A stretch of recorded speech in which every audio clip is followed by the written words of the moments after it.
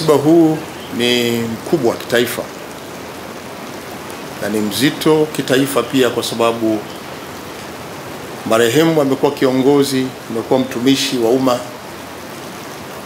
kwenye nafasi za juu katika nchi, na kwa maana hiyo serikali inawajibika moja kwa moja kuratibu kila kitu mpaka siku ya mwisho kwenda kupumzisha kwenye nyumba yake ya milele.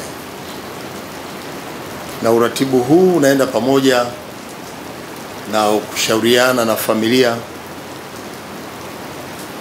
jukumu ambalo linaendelea kwa sasa. Ndugu waombolezaji wenzangu, ofisi ya Waziri Mkuu kuanzia kesho wakati wote kuanzia saa 4 itaanza kuwajulisha Watanzania kila hatua ya mwenendo wa maandalizi ya kwenda kumpumzisha kiongozi. Ndugu waombolezaji, kwa sasa tunawasihi muwe watulivu kufuatia kwa mzee wetu, kiongozi wetu tangulia mbele za haki.